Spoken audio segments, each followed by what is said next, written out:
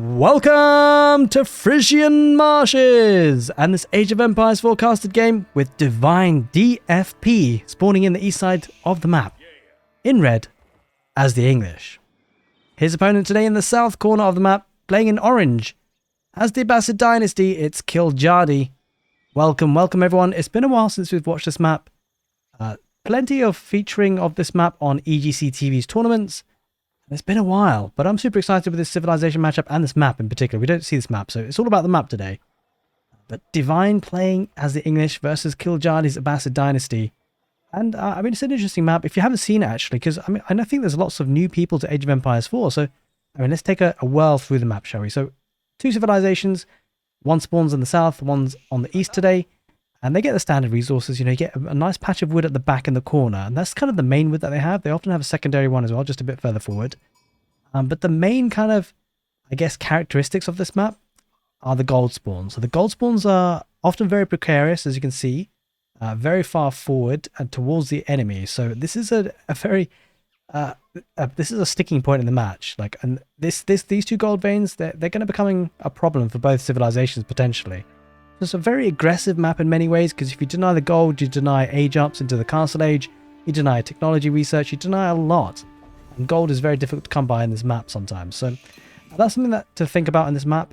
And also, you may see on the minimap lots of these shorefish to be gathered. Plenty of it, food abound, but it's very kind of exposed. And if you venture out to the far corners of the map, you can get a lot of reward with the shorefish, but it can be very painful if you're punished. And punishing is what the English can do, actually. They're very strong in the early game in many ways by getting that longbowman rush out. It's something that the Abbasid dynasty have to be able to deal with. Most likely going to be opening up with a stable, and it's going to go to up the feudal age with the culture wing. I'll actually give him a cheaper age up to the castle age if it gets that far. And also we'll be able to get those researches and the technologies for a little bit cheaper. Which is a nice touch. He's going to need to get that military out quickly though, because the English will certainly pressure. And I think in many ways this match and this map is very much about getting the dominance early, getting that map positioning. Because if you can put pressure on your opponent and kind of pin them in to their main base, then you've got all these resources to gather for free. So expecting a very aggressive early opening to this match, with Kiljadi actually getting to the next stage a little bit quicker. And there is a potential for both civilizations to go to town centers, which obviously the Abbasid dynasty do love to do. Especially if they, well, I mean, he's not gone for the economic wing just yet. And there's a good reason for that, because of course, he's going to be anticipating a lot of aggression in the early game. So going to town centers, it'll be punished too easily on this map. Expect to see towers, expect to see outposts for both players. You know, I think the Abbasid dynasty would do well to defend his goal by getting an outpost there. And, well, the English will be able to get a outpost defensively, but also potentially offensively to get extension of that network of castles bonus. And the extra 20% attack speed. It's actually very, very powerful. So we'll see if, you know, Divine decides to do something to that effect. He has 8 villagers on wood.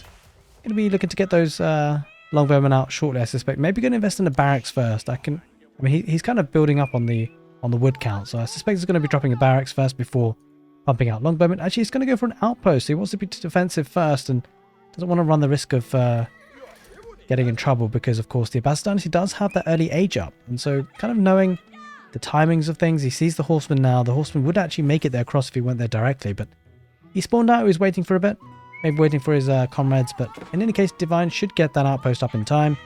That is a lot of sheep. So that's another thing on this map. There's plenty of sheep, 16 of them. And the nice thing for the Abbasid dynasty, he can keep the scout there for a very long time, because he's just relying on berries in the early game, because of course the Abbasid dynasty, they do get the bonus for the berries. They with the supervision, well, not supervision, but the influence of the mill, I would say, it can be very, very nice, actually boosting up the amount of food in the berry bush. So you can see 350 out of 250 should usually be 250, but adds on an extra 100 just for being the Abbasid dynasty under the influence of the mill. And of course the Abbasid dynasty actually have a faster gathering rate compared to many other civilizations on the berries. There's that barracks we're talking about. So it's going to be a longbowman and spearman opening. No real surprises there. I think piling on pressure against the Abbasid dynasty is always a very good idea. Especially that fresh foodstuffs that's come in for the Abbasid dynasty makes the villagers cheaper. And that should help him pump out more military. There is a point though at which point Kiljadi may want to consider going for a second town centre. The interesting part of this match and this map as well is where he places that town centre. There's plenty of spots to do it, and a nice spot here could be good with deer and shorefish. And that would, secure a lot of resources, which of course is going to be incredibly important as this game wears on. There's a lot of dead carcasses there for the English as well, so there's food abound in this map. There's plenty of food.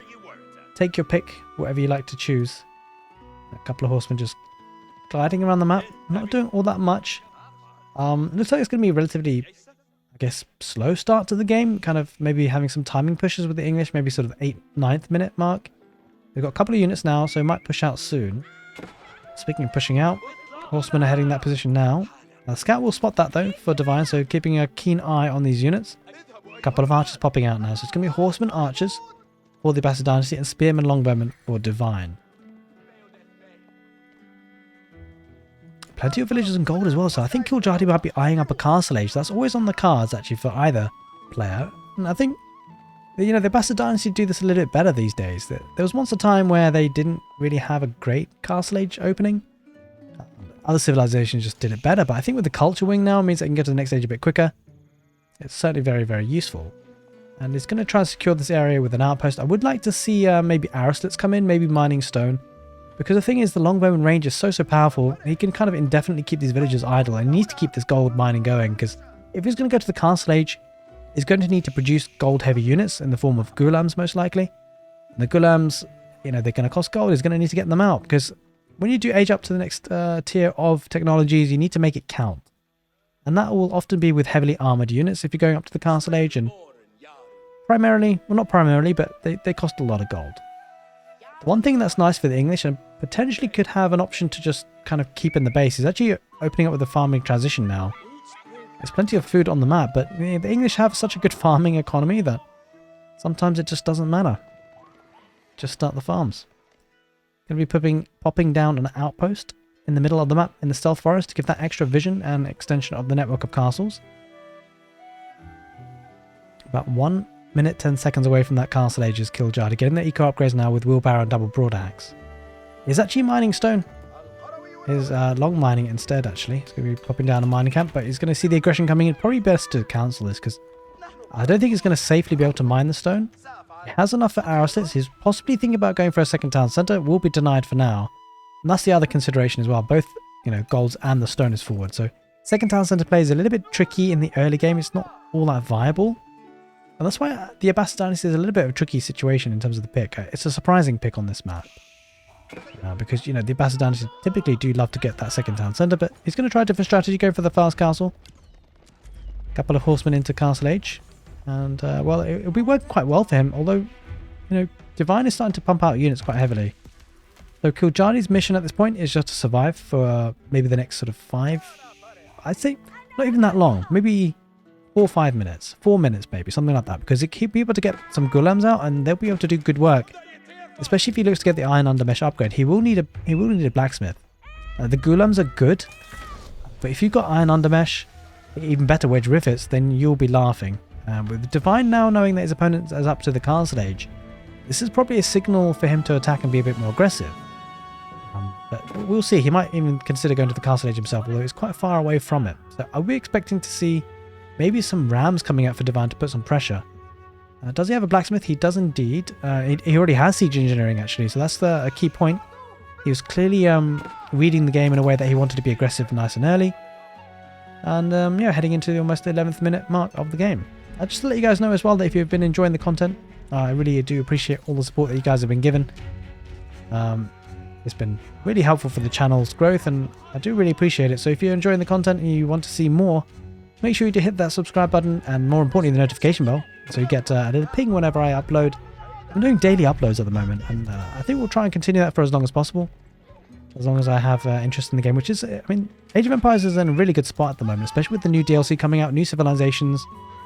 So make sure you don't miss anything. Speaking of missing anything, well, Divine won't want to miss the fact that Kiljadi has started to tech into Lancers. Of course, he already had that stable up. Now he does have 2 barracks. So he's going to start producing those gulams, as you can see now. And he doesn't quite yet have a blacksmith, though. Would be quite nice to see that happen, for him to get a blacksmith, because, the thing about getting castle age units, whilst the base units are very strong in themselves, they really start to get online when you start getting the upgrades on them as well.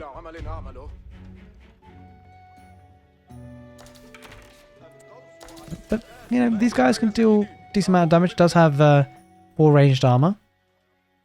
But with Steeled Arrow in play for Divine, we're doing a decent amount of damage. Here comes a ram out. And so Divine's going to be trying to put some pressure. And on the back of that, he is eyeing up Castle Age himself. Oh no, I forgot the villager count. Oh no, oh no. Okay, I apologize. I think it's like the second day in a row. Holy smokes, I keep missing it.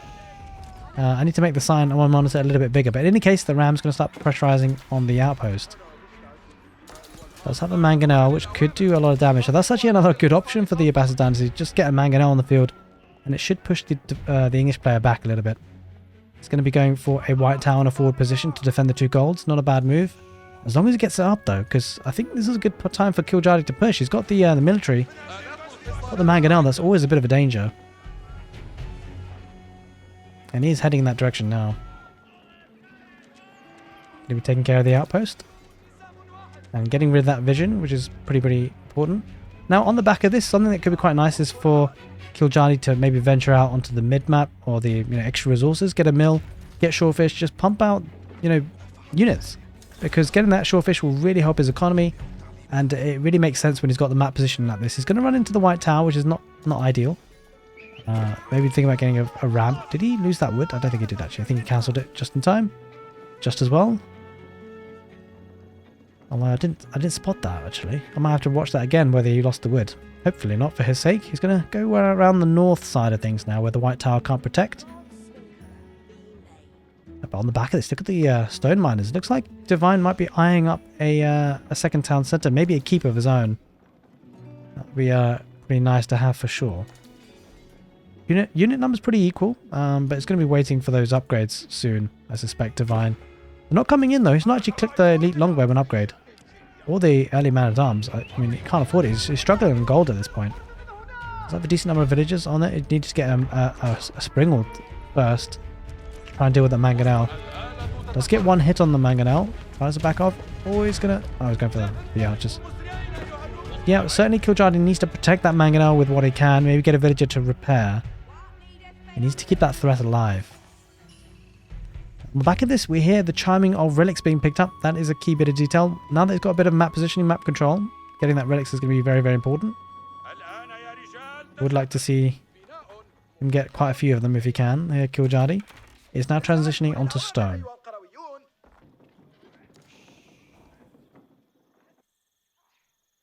And there's that second town centre on wood. This is going to be a nice bit of boost for the economy for Divine. And I don't think Kiljadi has spotted that. I'm not sure he's aware. He may have possibly seen the stone. I don't think he went that way around, though. So I'm not sure he's seen it.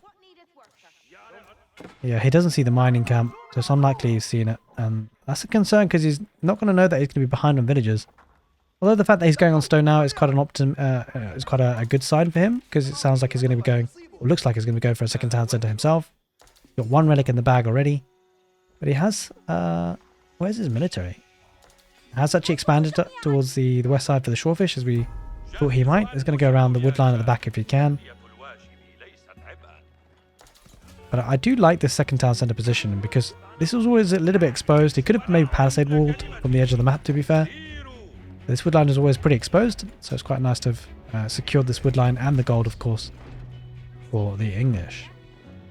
Now that the second town centre is up and running for the English, he's a little bit ahead in villager count. Looks like he's trying to get a bit of positioning in the mid-map where the stealth forest is. Always very difficult to see through those, of course.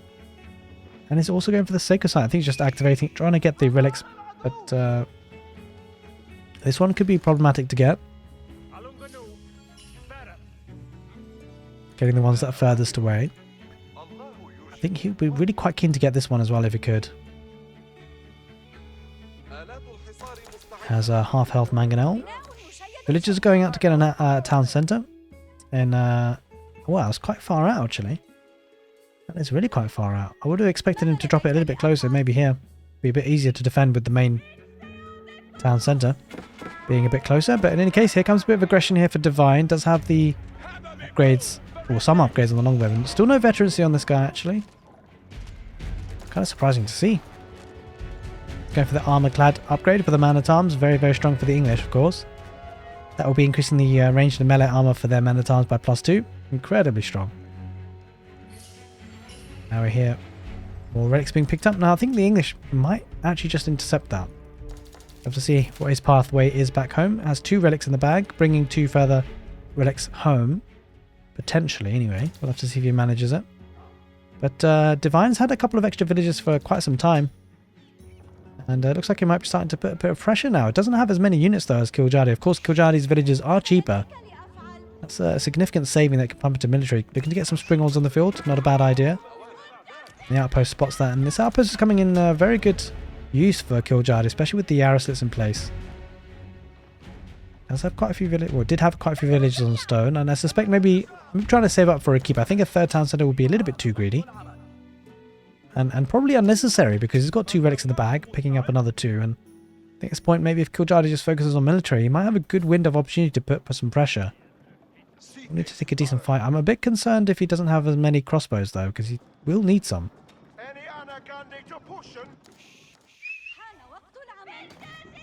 Those man-at-arms, you know, they're pretty tanky. Even against mangonels, they could do a decent job. Here comes the aggression. Mangonel on the back line for the English, and on the back line for the Abbasid dynasty. Springle goes down for the English, and mangonels are going to get a lot of damage. A lot of archers do lose their health at the back, but the mangonels is the story of the mangonels almost. Those longbows do need to back off. There are no springles there for the English that can snipe that mangonel for the Abbasid dynasty, and that's constantly pushing the longbowmen back. The Ghulams are heading on the front line with the lancers chasing down. A lot of the longbowmen will go down. Reinforcements are coming though. Longbowmen are having to get out of there. It does have the network of castles bonus, though it will be certainly helping the attack speed. The archers for the Abbasid dynasty not keeping up as much as they perhaps would want to. And he's going to try and snipe that mangonel there with the Ghulams. If you can do that, that could be absolutely huge. Having to head back to the safety of the outpost. The Ghulams are struggling to get up and close and personal. The man-at-arms for the English actually tanking a lot of the damage. Those guys are MVP here at this fight. They're taking so much of the damage. And there's a mangonel shot. Huge shot on those archers from the English mangonel. And the archers for the Abbasid dynasty does have to back away. I think that one shot actually makes the Abbasid dynasty start to flee the fight. And that was absolutely huge. It all came down to that one massive mangonel shot, you feel. And he has to back off. A lot of weak archers there. The one thing to consider is that he went up to the castle age, by the way, with the military wing. And the reason why that's so significant is that he's actually got boot camp, which increases the health of his infantry, but he's missing composite bows. And I don't quite know why. He's got a lot of archers. They have been upgraded to veteran archers. I don't know if that's a miss. I don't know. He may have just forgotten about it. A lot of villagers on stone. Should be able to afford to keep soon, but he might lose a couple here. There's a big fight. There is a springald. Going to be sniping the mangonel. That's absolutely huge. The mangonel for the Abbasid dynasty, not yet built, is built now, just in time. He's going to get a big shot off. Will it land? Does get a good hit. A lot of those units are very low in health. They do have to back off now to the safety of the outpost. And it should go up, but the Gulam's going to continue the chase. He backs off for now. And the mangonel going to be chasing back. No, he's heading back home with that. He doesn't want to engage in that too quickly. And he wants that keep in a really strong position, actually. He's going to defend that secondary keep. There is a springald there that actually Divine will know that this is happening now. The village is coming out to torch. I mean, the thing is, Kiljadi needs to be careful. The army there is there for Divine. The army's not there for Kiljadi. He needs to get that army there close before... Okay, he backs off for now. And Divine doesn't want to engage. The blacksmith upgrades are starting to trickle in now for Divine. With 2 town centers apiece, it's pretty even, but there are a couple of villages there exposed on stone, and I think Divine, he senses something's up. The concern about the second town center is very risky. There's no real static defenses, and whilst the keep will protect the gold, which is certainly useful, he's going to need more military here, Kiljadi, because the military there for Divine is heading that position. He doesn't have any scouting information. Kiljadi doesn't know this is happening. Although actually he probably should, because those 2 villagers did die. But he's not reacting. At least not fast enough. So let's have a couple of imams healing up the units, but it's going to be too little too late. The villager's going to be very exposed. This is a big critical moment in this game, and I say that because there are upwards of 18 villagers there. I mean, a lot of them are idle there, 11 of them. The man-at-arms are getting tickled by that. They do not mind running underneath the town centre one bit. And he needs to keep these villagers alive. Kiljadi can't afford to lose the economy. He's already behind on economy. But 55 military apiece for both players. Please tell me he's got composite bows. He's got it. He's got it. Maybe he just couldn't afford it earlier, but thankfully he's got it. You never want to see pro players or, you know, very strong players like these missing upgrades like that, or just by forgetting. If it's a like a intentional choice, it's a different story. Of course, he's going to try and escape with the villagers. Will he manage it when he's going to lose the second town centre? I don't think there's any doubt about that. The army's just staying home. I think Kiljardy's giving that up. I think he must take one decisive fight. And in the background, the English are gathering stone for a keep potentially here. There's that town centre in flames. Nowhere to keep that alive, and now Kiljardy is slowly heading to that position though. He feels confident that maybe he can take a fight. There are 5 villagers in that outpost. They'll be perishing very quickly. I don't think there's a way for them out unless the army gets sidetracked. Oh, this is a bit of an issue. Kiljardy doesn't have the vision. He doesn't know what's happening. And this is a precarious position. He's left his base unguarded. And he's just always been playing catch up with his military. He's going to take care of... This is just a bait. It's just 5 man-at-arms. He'll keep the villagers alive though, for sure. At least for now. With an outpost in this position, the Mangonel Springles need to take care of this. It does. He's left it relatively unguarded. One villager does go down. The outpost goes down as well. There are 2 Springles there for the English. Could it come down to siege micro? Well, Kiljardy is backing off. He needs his Gulams. He needs his military. He needs his infantry there. They are getting involved. 2 Mangonels are going to get a big shot, but it's mostly man-at-arms. And, man-at-arms, they don't take all that much damage. Oh, the Springle shot there for the English. They get off first, and partly because of the network of castles bonus there, potentially. But 1 Springle versus 2, that's not a fight that Kiljardy can take in terms of the siege. The Gulams acting as a good front line. The crossbows on the back line there for Divine. Going to be ripping through those Gulams. Decent number of crossbows there for Kiljardy himself. Mangonels hit the man-at-arms. 2 Springles though. He's got to be careful. Kiljardy, he might lose those Mangonels. He backs off at the right time. Just as well.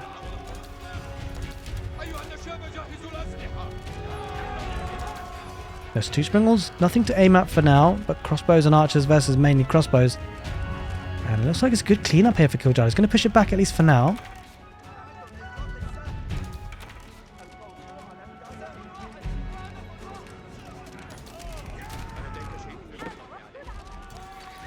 The crossbows against each other. Well, the outpost doesn't go up in the end. I wonder if there's going to be a Mangonel coming up for the English, because there are 2 Mangonels for Kiljardy. Gets a good shot, but the Springles always threatening. Always has to be careful there. Good micro though, Kiljardy, to keep those Mangonels alive, at least for now.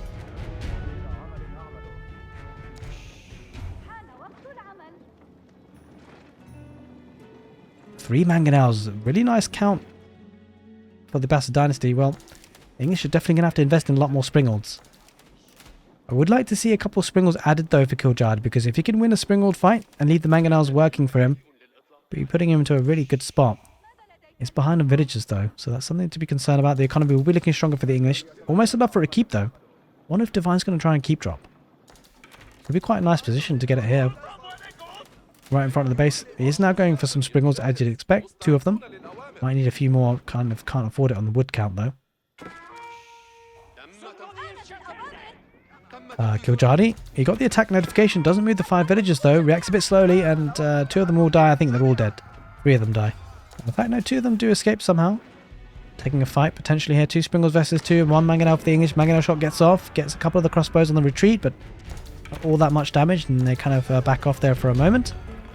I think really Kiljardy will want to take out that Mangonel. If he can, that would be important for him. Has 4 Mangonels. I think he's overcommitting to Mangonels at this point. It feels like he needs more Springles. Oh, keep going there for Divine. Oh, that's not going to work. He's got 15 villagers, but there are almost 3-4 Mangonels. The Mangonel shots get off. A lot of the villagers do go down. Or at least a lot of them take their HP off. And oh, this is looking dicey. I'm not sure why Divine's committing to the keep. He's going to lose even more villagers. No, he micros that well and he pulls out. But holy moly, a big fight in the middle of the map on Frisian marshes. Mangonel's focusing now on the crossbows. In one way, he's kind of baiting with the villagers, with the Mangonels not attacking the army. But with the Springles now taking Divine's Mangonels out, that is a problematic situation. The Mangonels could actually focus on the keep. I'm not sure why he's not. He's focusing on the military first, and that's understandable. Oh, Mangonels get another shot off. He's going for the villagers instead, but it doesn't quite land. And that's only on 100 HP. I think he's going to take this out. He's got to, right? He's got to. Villagers do go down. He's trying to get that keep up. I think Divine deletes it. He deletes it, and he's lost so much stone. He's left with 146 or so in the bank, but he lost so much. In that engagement, he lost the fight as well, more or less. The siege still up and running for Kiljardy, with the Gulams on the front line, but, well, a couple of long moments doing a decent amount of damage, but now cavalry coming in for the Abbasid dynasty in the form of the Lancers. He's pushing this back, and Divine has to head back home. He did have a superior economy for quite a period of time, but he does have to head back home now after a really bad fight. A massive farming transition. and does have a lot of villages on gold. I mean, could he consider... I mean, where does he go from this perspective? Like, he lost the potential to get a keep up. He lost a lot of resources. Make no mistake about it. He lost probably around about 800, 900 stone. That is a significant amount of resources. Equal number of villages, relatively equal number of military as well. Hard farming transition coming in for Kiljadi. It feels like, though, Kiljadi is a little bit light on crossbows. He's got a lot of siege, but I think he needs more crossbows for those man-at-arms that will be coming in soon. But now 3 Springalds, rather. The Divine. He doesn't want to fall into the trap of being hurt by too many mangonels. Getting the berries. There's Kiljadi. We're heading into the 27th minute of the game so far.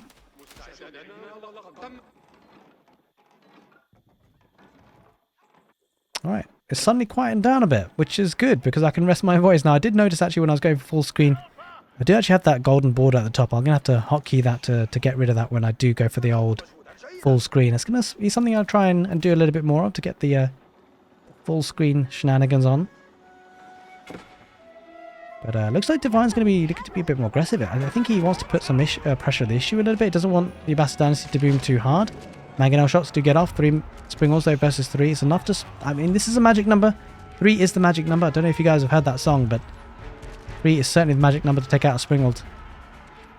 Going to try and extend that network of castles bonus, extending himself to the gold in the middle of the map. And gold's going to become an issue for both players, actually. They have to consider that. Crossbows going to be attacking the man-at-arms. A lot of man-at-arms there, though. First Springals do go down. 1 for each player. Oh, he's got a 4th. He added a 4th. That could be the big difference. He's got 3 still to one-shot the Springals there for the Abbasid dynasty. It was 2v2, but that 3rd additional Springald made all the difference. The crossbows have to head back as well. Man-at-arms charging in. Going to need to try and kite this if he can. No Mangonel though for Divine, which is a bit of a shame. He's getting a forward siege workshop probably for Mangonels.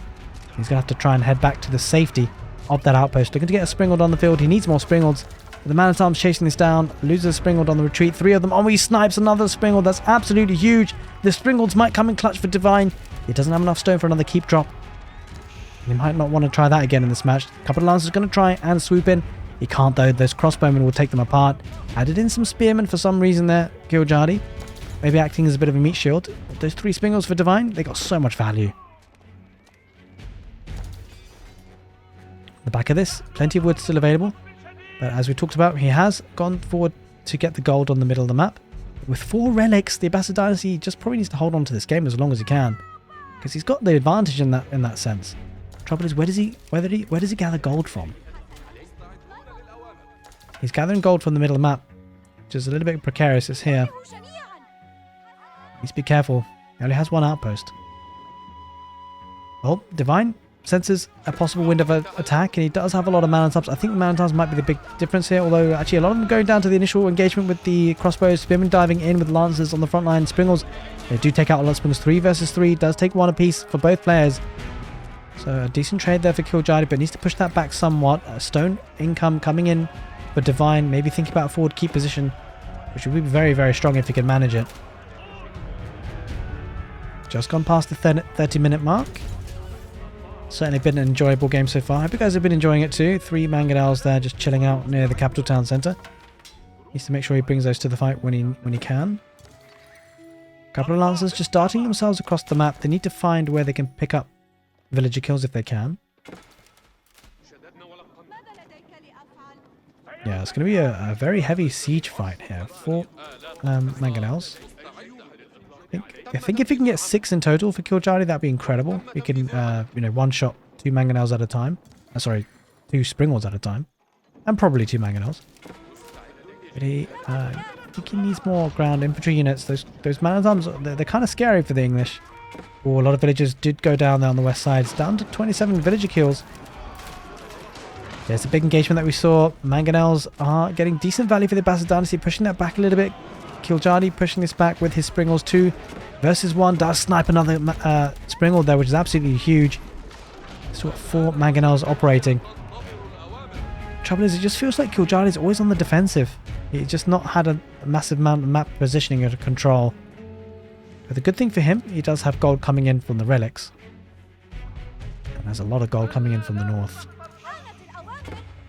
Could potentially think about going to the Imperial Age, but I think it would be very risky at this stage of the game. I think he needs to make sure he's maxed opt and can produce some army as well, because the thing is, when you age up, it really gives a signal for your opponent to be aggressive. And the Sacred Site is now in play for Divine, so whilst he doesn't have that many relics, just the one, you'll be getting some gold from the Sacred Site. 3 Lancers just wrapping around, getting some villager damage. On the west side, there is some action. Forward production, and I like this from Divine. And the reason why I do is because forward production, reinforcements come in a lot more quicker this way. And we can see a massive investment into Springolds. Yeah, it's going for 6 Springolds in total. We talked about how that's kind of the magic number, with like at least denominations of 3. But will he get them up in time? The engagement comes in. Divine. Oh, the siege was unprotected. Might lose a Mangonel. This is not ideal. Mangonels do get off. Oh, huge amounts of damage on those longbowmen. Uh-oh. A couple of Mangonels do go down. Trebuchets on the field. Oh, that's very expensive. He lost the siege. The siege was completely out of position. He needed the military on the front. And that is absolutely huge. I think that could be game. I mean, he's got more military, but that was a massive amount of resources lost from the units. And Divine's just going to back off now. He sniped so much in that engagement. And he just wasn't paying attention for a second there, Kiljardi. Divine completely punished him. Gonna have to rebuild that siege now. Does have the resources to do it though, but he could have spent that resources elsewhere, of course. Now it's actually got a superior number of units. It's just tricky. It just feels like Kiljardi doesn't have the army composition to push out here. Despite having the military numbers, maybe he doesn't know it. A lot of shorefish to be had, still a lot of resources on the map. I think gold's going to be an issue very, very soon. There's another gold vein here that's probably going to be contested very heavily if the game goes for too much more longer. We'll have to see exactly how long it goes for. Now, Divine could potentially go for a Sacred Site victory. It's actually a solid option for him. He does have that map positioning control with the military, and that's the concern. Kiljardi's just not been able to push out. He had a couple of early bits of aggression in the Feudal Age and a little bit in the Castle Age, and then it's kind of not really gone his way. That's that 10-minute timer for the Sacred Site victory. 2 trebuchets looking to take down those outposts. And I think he might be eyeing up Imperial Age. Look at the resources for Kiljardi. When he is fully population capped anyway. Loses another siege engine for free. I mean, this has happened too many times for Kiljardi. Loses another Springold. Divine just has a bit too many, I think. The Springold numbers are going to start to really fall down for Kiljardi. Doesn't have enough. 3 Springolds is going to take out the trebuchets afterwards. That's a problem. Mangonels go down, just left with 1. And the Abbasid dynasty losing the siege, but he's winning the military fight on the front lines. Those crossbows doing great work, but the Mangonels get good shots there for the English. Now with all the siege engines gone down for Kiljardi on the way up to the Imperial Age, but he's lost his army. The vast majority of it anyway. Big chunks of it going down. Siege engines, very expensive, and he's losing all of it. Those Springolds doing so much work there for Divine. Sacred Site approaching 680 odd stone in the bank. Could potentially think about getting a castle. Some action happening here. I'm not sure. Are those villagers safe on the gold? They are for the Abbasid dynasty, so we'll flicker back over to the front lines. The Mangonels need to back off, but Divine doesn't want to rush too far deep into the base. To back off though, and he's just losing more map control. Kiljardi, he's struggling. Keep coming into play a little bit, but a trebuchet would be pretty good here for Divine to take that keep down slowly. No signs of that happening, but what there is signs of is this food economy being denied.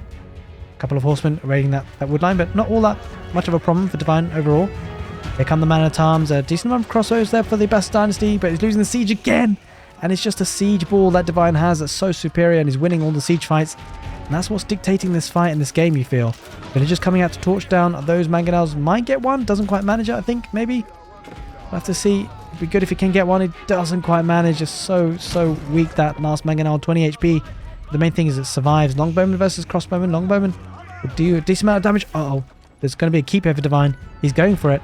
34 military to 32, but the superior economy for the English, and I think the man-at-arms just tanking so much, doing so much work, and the siege, in particular for Divine, is giving him so much power on the front lines. The 2 Sacred Sites in play. I think Imperial Age was a bit of a rough timing for him, although he does have resources, Kiljardi. I think he doesn't have production buildings. He doesn't have enough production. He can't keep up.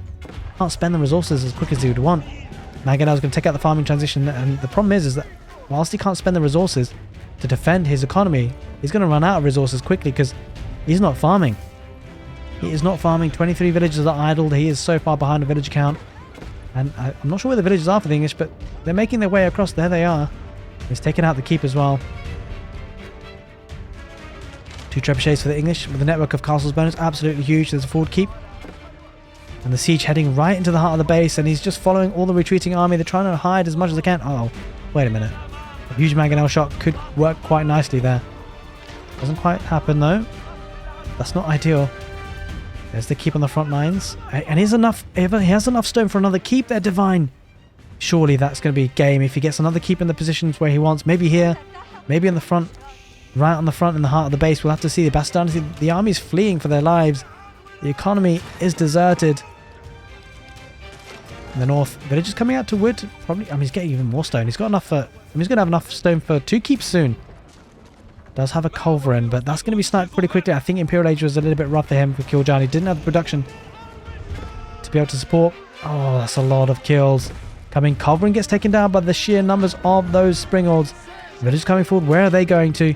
Uh-oh, there's a forward keep. That is a get out of my cast game keep if you ever seen one. That's a big get out of my game keep. Very disrespectful one, but I think, you know, he's won the game pretty much at this point. There's no way he's going to deny that, I don't think. And Divine, he is seeing out this game in the 37th minute on Frisian marshes. Villagers coming out to capital town centre, but they're going to be coming in with a rude surprise and a rude awakening because they've got 18 villagers defended by 1 man at arm to build that keep. And, well, the capital town centre is actually going to go down. And that will only leave the House of Wisdom. And there's no way, surely, for Kiljani to come back in this game. He's going to take one last engagement in the south. And just one more landmark. Of course, the House of Wisdom is the landmark that remains. And yeah, I don't think he's going to be able to defend. I don't think he's going to be able to hold. And there it is. He taps out Kiljani. He loses on Frisian marshes. It was always a little bit tricky with the English being so strong on this map. Well, I hope you guys enjoyed the casted game. Take care and see you next one.